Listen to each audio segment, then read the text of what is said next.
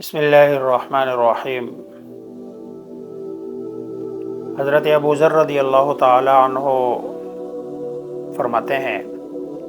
کہ مجھے رسول اللہ صلی اللہ علیہ وسلم نے 3 نصیحتیں اور وصیتیں فرمائی ہیں۔ پہلی وصیت جو آپ صلی اللہ علیہ وسلم نے مجھے فرمائی ہے، فرمایا ابو ذر جہاں کہیں بھی رہو اللہ سے ڈرتے رہو، یعنی اللہ تبارک و تعالی سے جہاں کہیں بھی تم رہو، خلوت میں رہو، جلوت میں رہو، لوگوں کے درمیان رہو، اکیلے رہو، گھر میں رہو، بازار میں رہو، مسجد میں رہو، اللہ تبارک و تعالی سے ڈرتے رہنا۔ عام طور پر لوگوں کے سامنے تو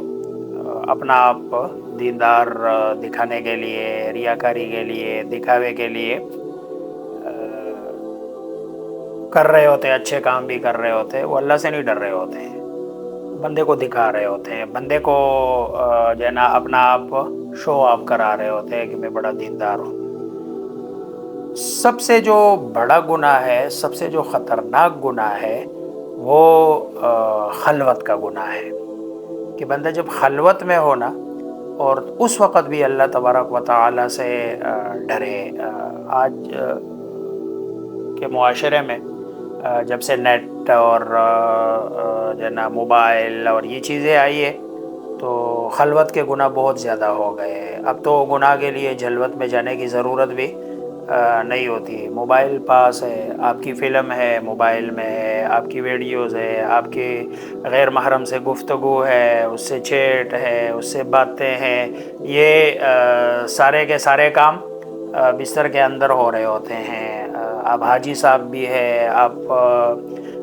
مفتی صاحب بھی ہے، آپ عالم بھی ہے، آپ طالب علم بھی ہے، آپ لوگوں کی نظروں میں دیندار بھی ہے، اچھے بھی ہے، لیکن حقیقت میں ایسا آپ کچھ بھی نہیں ہے۔ کیوں؟ اس لیے کہ آپ کا جو خلوت کے گناہ ہے وہ آپ کے جو ہے نا بہت زیادہ ہے۔ پھر اس کا اثر یہ ہوتا ہے کہ آپ کے جلوت کے اور لوگوں کے بیچ کے جو اچھے کام ہیں نا، وہ سیدھا سیدھا ریاکاری کے زمرے میں چلے جاتے ہیں۔ وہ سیدھا سیدھا کیوں؟ اس لیے کہ آپ لوگوں کو دکھانے کے لیے کر رہے ہو۔ اگر آپ اچھے ہیں تو پھر آپ اپنے گھر میں بھی اچھے ہوں گے، اگر آپ اچھے ہیں تو آپ اپنے بستر پہ بھی اچھے ہیں، اگر آپ اچھے ہیں تو آپ اپنے کمرے میں، اپنے بیڈ روم میں بھی، آپ جہاں بالکل کوئی بھی نہیں ہے اچھے ہیں۔ تو پہلی نصیحت یہ فرمائی کہ جہاں کہیں بھی رہو اللہ تبارک و تعالی سے ڈرتے رہو۔ پھر دوسری بات اس میں یہ ہے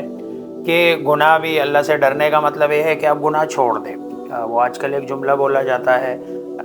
کہ بھئی اللہ تبارک و تعالی غفور الرحیم ہے، اللہ معاف کرنے والا ہے، اللہ مہربان ہے۔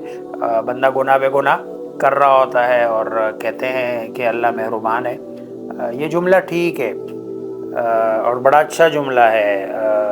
قرآن سے بھی ثابت ہے، کیونکہ قرآن بار بار کہتا ہے کہ ان اللہ غفور الرحیم، بے شک اللہ تبارک و تعالی غفور بھی ہے، رحیم بھی ہے۔ لیکن اس کا جو مقصد لیا جاتا ہے، اس کا جو معنی لیا جاتا ہے، وہ معنی ٹھیک نہیں ہے۔ یہ خوارج والی ترتیب ہے۔ خوارج نے بھی جب حضرت علی رضی اللہ تعالی عنہ کے خلاف خروج کیا اور ان کی جماعت سے نکلے ہیں، تو انہوں نے بھی یہی کہا کہ جب حضرت علی اور حضرت معاویہ رضی اللہ تعالی عنہ نے 2 صحابہ کو حکم بنا دیا، فیصل بنا دیا، تو فیصل بنا کے کہ بھئی یہ دونوں فیصلہ کر لیں گے اور جو یہ فیصلہ کریں گے وہ ہم دونوں فریقین کو منظور ہوگا۔ جب یہ بات سنی خوارج نے تو انہوں نے یہ نعرہ لگا دیا کہ قرآن تو کہتا ہے ان الحکم الا للہ، کہ فیصلہ تو صرف اللہ ہی کریں گے، اللہ کے علاوہ بندہ فیصلہ نہیں کر سکتا۔ تو یہ کلمہ حق ہے، یعنی ان الحکم الا للہ والی بات تو ٹھیک ہے، لیکن اس سے یہ نتیجہ نکالنا کہ بھئی جناب دنیا میں کوئی بھی فیصلہ 2 بندے یا 2 انسان نہیں کر سکتے ہیں، یہ نتیجہ نکالنا غلط ہے، جس کو کہتے ہیں کلمۃ حق ارید بہ الباطل، کہ بھئی بات تو سچی ہے، کلمہ تو حق ہے، لیکن مقصد پیچھے اچھا نہیں ہوتا، مقصد اس میں برا ہوتا ہے۔ تو یہ جو ہم کہتے ہیں نا اللہ غفور الرحیم ہے، تو اللہ غفور الرحیم کا یہ معنی تو ٹھیک ہے کہ بھئی ایک بندہ ہے، اس سے غلطی ہو گئی، اللہ سے معافی مانگ لی، اللہ بخش بھی دیتا ہے اور رحم بھی کر لیتا ہے، لیکن اللہ غفور الرحیم ہے، اس بنیاد پر یہ جرت کرنا کہ میں غلطی کر لوں، ایک ہے غلطی کا ہونا، ایک ہے اللہ کی نافرمانی کا ہونا، ایک ہے اللہ کی نافرمانی کرنا اور غلطی کرنا، یہ دونوں میں فرق ہے۔ ایک دیکھو، اگر آپ سے غلطی ہو گئی تو غلطی ہونے میں یہ بغاوت نہیں ہے، یہ انسان کی جو اللہ تبارک و تعالی نے جو فطرت میں ایک چیز رکھی ہوئی ہے کہ خلق الانسان ضعیفا، اللہ نے انسان کو ضعیف پیدا ہو گیا، غلطی یہ ہو گئی ہے۔ دوسرا یہ ہے غلطی کرنا، جان بوجھ کے ایک ایسا کام کرنا اس بنیاد پہ کہ اللہ تبارک و تعالی غفور الرحیم ہے، یہ تو بغاوت ہے کہ بھئی جنا میں بغاوت کرتا رہوں ہوں گا، اللہ معاف کرتے رہیں گے، میں غلطی اس بنیاد پہ غلطی کرنا، یہ تو اللہ تبارک و تعالیٰ کے سامنے اپنی جرت اور بہادری دکھانے والی بات ہے۔ اس طرح اللہ تبارک و تعالیٰ معاف نہیں فرماتے ہیں۔ جہاں اللہ غفور الرحیم ہے تو اللہ قہار بھی ہے اور اللہ جو ہے نا جبار بھی ہے، اللہ تبارک و تعالیٰ بدلہ بھی لیتے ہیں۔ ان بطش ربک لشدید انہ هو یبدئ ویعید وهو الغفور الودود، یہ جو ہے نا ان بطش ربک لشدید، دیکھو اللہ فرماتے ہیں کہ تیرے رب کی جو پکڑ ہے نا وہ بڑی کیا ہے، سخت ہے۔ آگے پھر فرمایا کہ وہ غفور ہے اور جو ہے نا ودود ہے۔ تو پہلی نصیحت جو حضرت ابو ذر رضی اللہ تعالیٰ عنہ کو رسول اللہ صلی اللہ علیہ وسلم نے فرمائی کہ بھئی تم جہاں پر بھی رہو اللہ تبارک و تعالیٰ سے جو ہے نا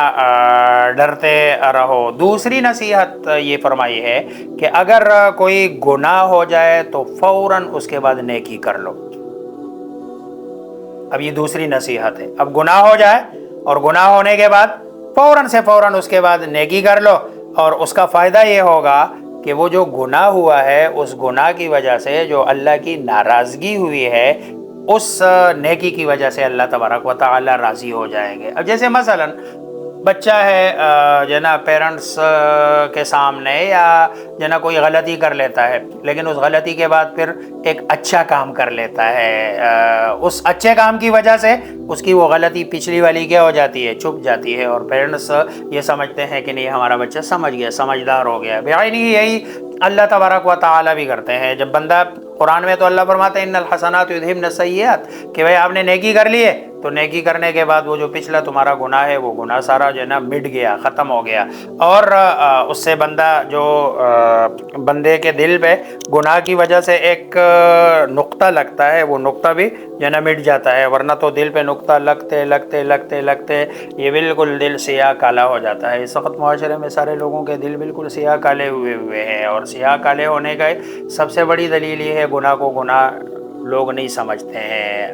اور نیکی کی طرف بندے کو توفیق نہیں ہوتی، نیکی کی توفیق نہیں ہوتی۔ آج کل بہت سارے معاشرے میں اکثریت ایسے لوگوں کی ہے کہ جو گناہ کو گناہ نہیں سمجھ رہے ہیں، اس کی وجہ یہ ہے کہ ان کے دل بالکل کالے ہو گئے ہیں، اور اب ان کے دل میں نیکی والی ہے اور اچھائی والی صلاحیت جو ہے نا ختم ہو گئی ہے۔ اور تیسری وصیت جو رسول اللہ صلی اللہ علیہ وسلم نے فرمائی حضرت معاذ کو کہ لوگوں کے ساتھ اچھے اخلاق کے ساتھ پیش آیا کرو، آپ کا اخلاق اچھا ہونا چاہیے، لوگوں کے ساتھ آپ کی جو ہے نا بات کرنے کا طریقہ یہ اچھا ہونا چاہیے، لوگوں کے ساتھ آپ کا معاملہ اچھا ہونا چاہیے، کسی ضرورت مند کی ضرورت ہو اس کو پورا کرنا چاہیے، اگر مالی کسی کی مدد کر سکتے ہو تو وہ آپ جو ہے نا کو کرنا چاہیے۔ لیکن آج کل جو ہے نا وہ اچھا اخلاق سمجھا جاتا ہے چاپلوسی کو، جو جتنا بڑا چاپلوس ہوتا ہے ہم کہتے ہیں یہ بڑا اچھا با اخلاق آدمی ہے۔ کھرے آدمی کو لوگ بد اخلاق سمجھتے ہیں، کھرا ہونا دوسری بات ہے، بد اخلاق ہونا دوسری بات ہے، معاملات کو سیدھا کرنا یہ اور بات ہے، بد اخلاقی اور چیز ہے۔ ہمارے معاشرے میں اخلاق سمجھا جاتا ہے اس وقت چاپلوسی کو، جو ہر وقت جو ہے نا وہ لوگوں کے سامنے ہی کر کے سمجھا جاتا ہے کہ بھئی یہ کیا ہے، بڑا با اخلاق آدمی ہے، جو ہر وقت دوسرے کے سامنے ہاتھ پھیلائے کھڑا ہوتا ہے اور جو ہے نا وہ دوسرے کی چاپلوسی کر رہا ہوتا ہے۔ یہ حالانکہ چاپلوسی کرنے کو شریعت نے منع فرمایا ہے، رسول اللہ صلی اللہ علیہ وسلم نے تو بڑا جو ہے نا بڑے سخت کلمات کہے ہیں کہ اگر کوئی آدمی کسی کو دیکھو کہ بھائی وہ تمہاری چاپلوسی کر رہا ہے، تمہاری تعریف کر رہا ہے، تمہارے سامنے کر رہا ہے، تو مٹی اٹھاؤ اور اس کے منہ میں ڈال دو، تاکہ جو ہے نا وہ اس کا منہ بند ہو جائے، اس کے منہ کو بند کر دو۔ اگر آپ نے کسی کی تعریف کرنی ہے، کسی کی اچھائی دینا بیان کرنی ہے، تو اس کے پیٹھ پیچھے بیان کرو، اس کے سامنے اس کی اچھائی نہ کرو، لیکن اس کا قطعاً یہ مقصد نہیں ہے کہ سامنے تم اس کو برا کہو یا سامنے گالی دو، گالم گلوچ کرو، اس کے ساتھ بد اخلاقی کرو۔ تو اخلاق نام ہے کہ شریعت کے جو احکامات ہے، اللہ تبارک و تعالیٰ کا جو حکم ہے، جس وقت جو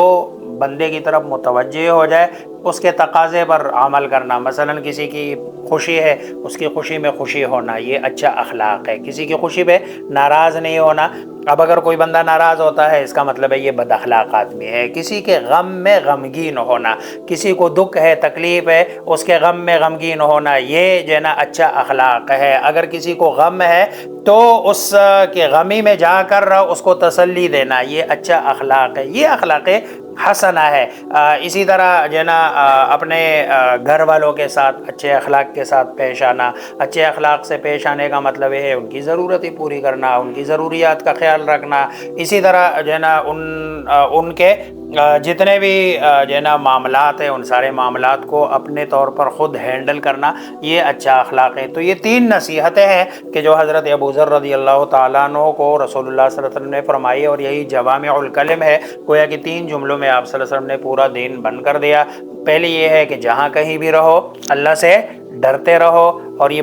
اس وقت معاشرے میں سب سے زیادہ ضرورت اس والے جو ہے نا نصیحت کی ہے کہ جہاں بھی بندہ رہے اللہ سے ڈرے۔ اگر اللہ کا ڈر ہو، خوف ہو۔ آج کل جو ہے نا میں موبائل اس لیے واٹس ایپ پہ کوئی ایسا میسیج نہیں کرتا ہوں کہ جو ملک کے اداروں کے خلاف ہے، کیونکہ وہ اداروں سے مجھے ڈر لگتا ہے، لیکن نا جو اللہ تبارک و تعالیٰ کا ڈر ہے وہ نہیں لگتا کہ بھئی ایسا کوئی کام میں نہیں چھوڑ رہا ہوں کہ جو اللہ تبارک و تعالیٰ کی ناراضگی کا باعث اور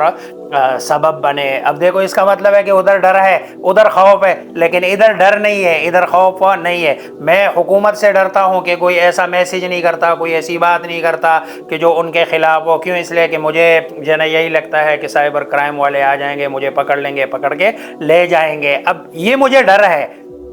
لیکن اللہ کا ڈر نہیں ہے۔ یہ جو ہے نا اتنا ہی اگر اس وقت معاشرے میں لوگ اللہ سے ڈرنا شروع ہو جائے جتنا کہ حکومت سے یا اس طرح کے اداروں سے ڈرتے ہیں، تو میرے خیال میں ہمارا معاشرہ سارا کا سارا ٹھیک ہو جائے گا، کیونکہ اصل تو اللہ تبارک و تعالیٰ کی ذات ہے۔ تو جہاں کہیں بھی رہو اللہ تبارک و تعالیٰ سے ڈرتے رہو۔ کیمرے کی آنکھ دیکھ رہی ہے بھائی جو ہے نا، یا فلاں دیکھ رہا ہے، تو آپ نے ادھر یہ نہیں کرنا، وہ نہیں کرنا۔ مجال ہے کہ کوئی بندہ کر کے دکھائے۔ جب تک یہ تصور ہمارا نہیں ہوگا کہ بھائی اللہ دیکھ رہا ہے اور ہر جگہ دیکھ رہا ہے، بستر کے اندر بھی دیکھ رہا ہے اور جو ہے نا باہر بھی دیکھ رہا ہے، میں نے کوئی گناہ نہیں کرنا، اللہ کی ناراضگی والا کوئی عمل نہیں کرنا، تو یہ یقین، تو یہ دیکھو نا کتنا ایک چھوٹا سا جملہ ہے، لیکن اس چھوٹے جملے میں پورا دین کہ جہاں کہیں بھی رہو اللہ تبارک و تعالیٰ سے، اور جہاں آپ سے کوئی غلطی ہو،